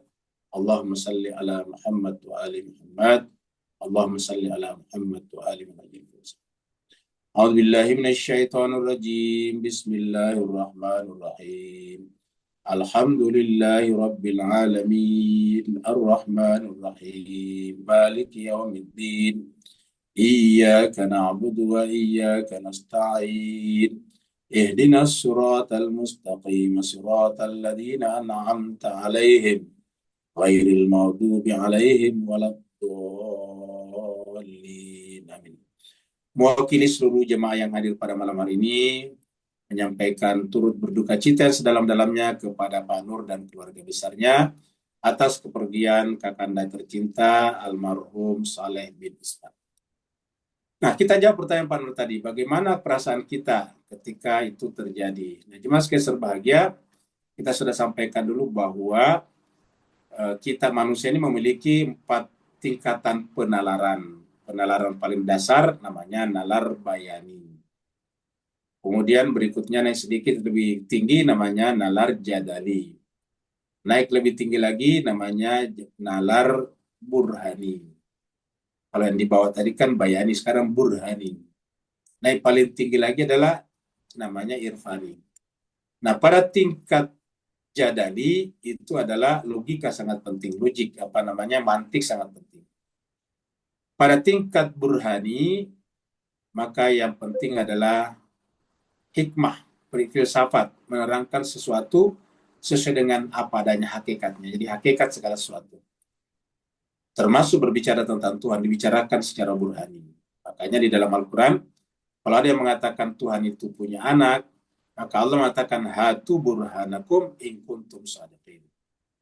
Nah, pada tingkat yang lebih tinggi yaitu irfani, dan ini tadi kaitannya dengan pertanyaan Pak Nur, di situ tidak lagi bisa dibicarakan. Tak ada lagi kata-kata yang cocok di sana, karena setiap kata selalu tidak mewakili dirinya.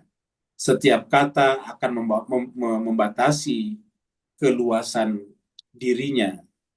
Karena Allah itu kan dirinya tak terbatas, tidak bisa dibatasi oleh ruang waktu, bahkan oleh kata-kata.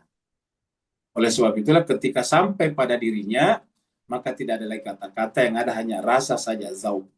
Lalu apa yang kita rasakan? Rasa itu adalah kenikmatan tertinggi, karena bersama dengan dia, ya semua kenikmatan yang tertuang dalam kehidupan ini, mulai kenikmatan menyaksikan alam semesta, sampai kepada kenikmatan memakan gula manis, maka itu semuanya kenikmatan. Dan kenikmatan itu semuanya terakumulasi, dan kenikmatan bersama dengannya adalah melebihi, melampaui kenikmatan-kenikmatan seperti itu. Karena walaupun itu adalah kenikmatan menyaksikan alam semesta, kenikmatan merasakan makanan-makanan manis, tapi itu sebetulnya adalah kenikmatan material. Kenikmatan material itu selalu berada pada dimensi 3, 3D. Ya, selalu terbatas oleh materi ruang waktu, itu 3D, materi ruang waktu. Nah, sedangkan rasa yang kenikmatan yang dibatasi oleh materi ruang waktu itu sangat terbatas dan dan relatif. Tapi ketika perasaan yang sesungguhnya muncul, maka dia tidak dibatasi oleh 3D, 3D. Maka kenikmatan itu adalah tak terkatakan. Jadi tak terkatakan lagi. Nah, kesimpulannya hanya kita saksikan adalah di wajahnya orang. Ya, Jemaah sekalian, kita tidak pernah menyaksikan Nabi karena kita tidak sezaman dengannya. Tidak ada di antara kita yang pernah menyaksikan Nabi Muhammad kita sallallahu alaihi wasallam. Bahkan sahabat dekatnya seperti Sayyidina Ali bin Abi Thalib, bahkan putrinya yang terkenal Bunda Fatimah Zahra tidak menyaksikannya. Cucu-cucunya seperti Hasan dan Husain tidak menyaksikannya. Tapi paling tidak kita menyaksikan sekarang seorang ulama yang seperti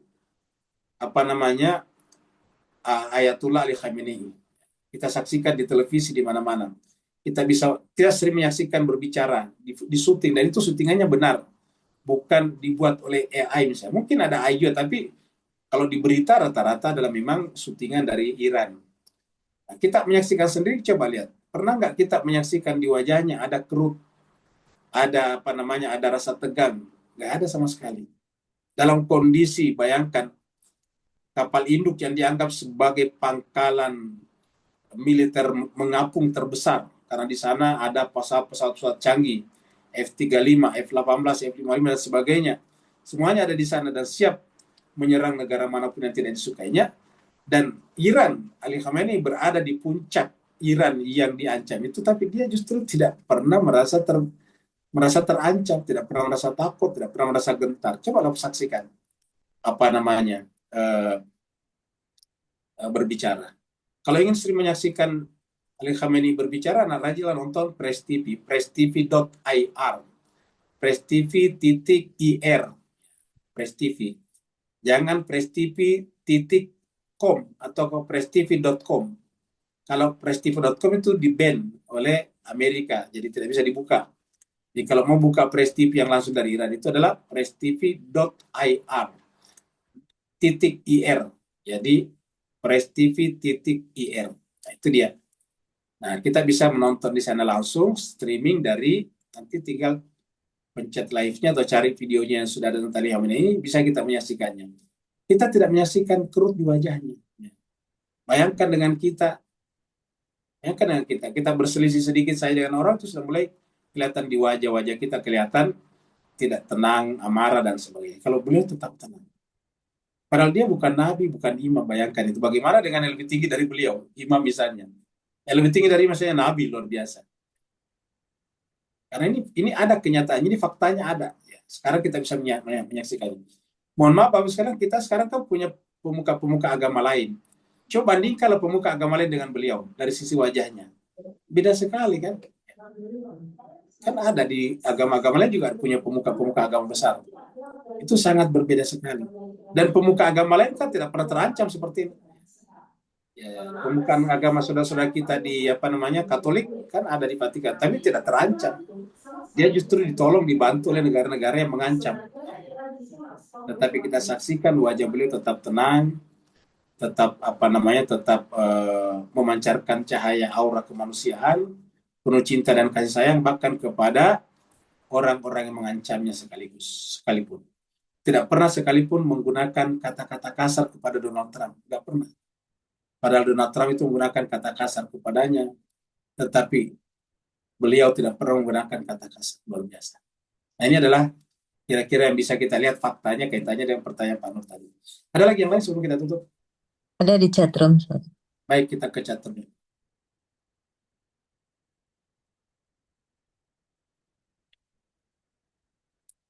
Pak Burhan, ini berarti Pak Burhan sudah di Singapura ya. Apakah sebabnya negara-negara Islam membelakangi negara Islam Iran lalu tega menjadikan Amerika sebagai pembela pemimpin? Apakah ini maksud dengan Imam Ja'far Shadiq ketika mengatakan kepada sahabatnya bahwasanya yang dilihat melakukan tauhid itu ribuan manusia hitungannya, dan kayaknya adalah segelintir manusia saja dan bebasnya adalah binatang. Nah, jadi kenapa? Ya jawabannya sederhana, karena negara-negara ini takut sekali berhadapan dengan Amerika.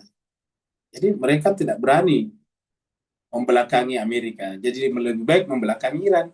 Kalau mereka membelakangi Iran tidak punya konsekuensi, tidak punya akibat. Kalau mereka membelakangi Amerika, mereka takut. Dikirim Abraham Lincoln datang kepadanya. Ya, bayangkan kalau misalnya Abraham Lincoln datang ke Tanjung Priok misalnya, mengancam. Atau Abraham Lincoln datang ke Jeddah sana, mengancam MBS. Abraham Lincoln misalnya datang ke Turki, ya ketakutan. Karena Abraham Lincoln ini kan dianggap sebagai pangkalan bersenjata terbesar di atas laut yang mengapung, ya, bisa dibawa kemana-mana. Ya, dan setiap saat bisa meluncurkan pesawat-pesawat canggihnya. Nah, mereka ketakutan seperti itu. Satu, ketakutan yang kedua adalah ketakutan ekonomi. Mereka nanti tidak dikasih akses untuk mendapatkan dolar. Mereka takut dolarnya yang disimpan di Amerika sana ditahan. Ya. Mereka takut kalau misalnya dia diputus dari SWIFT, sehingga tidak bisa mentransfer uang ke berbagai negara. Semuanya ini sudah terjadi di Iran. Iran tidak punya akses pada dolar. Ya. Bahkan dolarnya Iran yang dipakai dulu samanya Reza Pahlavi itu ditahan di Amerika sampai sekarang sudah 40 tahun lebih. Ya, dan itu ratusan miliar US dollar. Ya, seperti mana juga Rusia ditahan di barat. Jadi ditahan semua, tetapi mereka mereka tetap hidup, Iran itu. Yang lain sudah ditahan tapi runtuh. Bayangkan kalau uangnya Saudi misalnya ditahan di Saudi di Amerika tidak dikasih, itu runtuh. Oleh sebab itulah mereka takut tidak dikasih akses. Iran sudah tidak dikasih akses juga kepada SWIFT. Jadi Bapak, Ibu, Tuan dan Puan yang pernah ke Iran itu tidak bisa membayar dengan kartu kredit di sana. Kalau kita ke Iran tidak bisa mengambil uang di ATM tempat pengambilan uang. Kenapa? Karena sistem perbankan mereka tidak ada hubungannya dengan bank-bank lain di seluruh dunia, melalui SWIFT namanya. Networknya namanya SWIFT, ya. Dan itu tidak bisa. Kenapa? Sudah diputus. Sehingga kalau orang ke Iran harus bawa uang cash, ya, uang cash ke sana. Uang cash kita tentu yang paling gampang dolar, karena belum tentu kalau mata uang kita bisa laku ditukar di sana. Nah, jadi oleh sebab itulah ini sudah terjadi pada Iran. Dan Iran itu diputus aksesnya dengan dolar dan perbankan internasional sejak tahun 79, tapi sampai sekarang masih survive. Nah, banyak negara yang takut di sini. Jadi mereka lebih takut kepada hal seperti ini. Nah, inilah pentingnya edukasi bahwa sebetulnya satu, kita harus memiliki keberanian iman. Bukan keberanian hawa nafsu, keberanian iman. Keberanian hawa nafsu itu membuat kita arogan. Keberanian iman tidak, membuat kita lebih tenang. Yang kedua, mengedukasi warga negara kita masing-masing supaya lebih baik, supaya mereka kreatif, sehingga ketika mereka diembargo tetap mereka bisa survive, mereka tetap bisa hidup. Nah, kalau kita tidak bisa kreatif dan inovatif, ya kita tidak bisa hidup. Iran diembargo tetap bisa membuat rudal-rudal balistik, drone-drone canggih, bisa mengacak-acak jaringan internetnya, Starlink, itu kan kecanggihan semuanya. Bisa membuat mobil atau keretanya sendiri seperti Saifa dan sebagainya. Itu bisa membuat sendiri di sana. Kenapa? Karena kreativitas. Fakultas kedokterannya maju, sudah menggunakan teknologi nano, nuklirnya bisa luar biasa. Dibunuh satu ahli nuklirnya, muncul lagi lebih banyak lagi nuklir yang lain. Ahli fisikanya dibunuh, dia muncul lagi ahli fisika yang lain. Nah, ini harusnya diperbanyak negara-negara seperti ini. Nah, kalau kita tidak seperti ini, kita bergantung teknologi kepada negara lain. Kepada negara siapapun tidak bagus. Ya, walaupun misalnya Cina tidak ada tanda-tanda untuk melakukan kolonialisme, tetapi tetap menggantungkan diri kepada negara itu tidak bagus. Sebaiknya kita mandiri, ketergantungan nantinya itu bersifat saling tergantung namanya. Bukan tergantung, kita saling membutuhkan. Jadi bisa ditukar. Ada namanya daya tawar, ada bargaining power kita. Kalau tidak ada yang bisa ditukar, kita tidak punya bargaining power.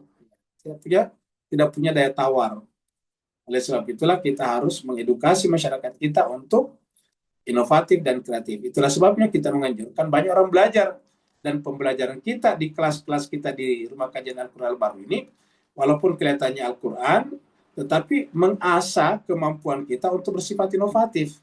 Seperti kita katakan tadi, kalau kita rajin belajar, maka kemudian kita akan lapang dada dan memiliki ketajaman visuanalisis. Jadi kalau kita rajin baca Al-Quran, filsafat dan irfan, maka kemudian kita akan mempertajam visuanalisis kita. Sehingga kita tidak mudah dibodoh-bodohi dan kita tidak gampang ditakut-takuti. Seperti itu, Bapak.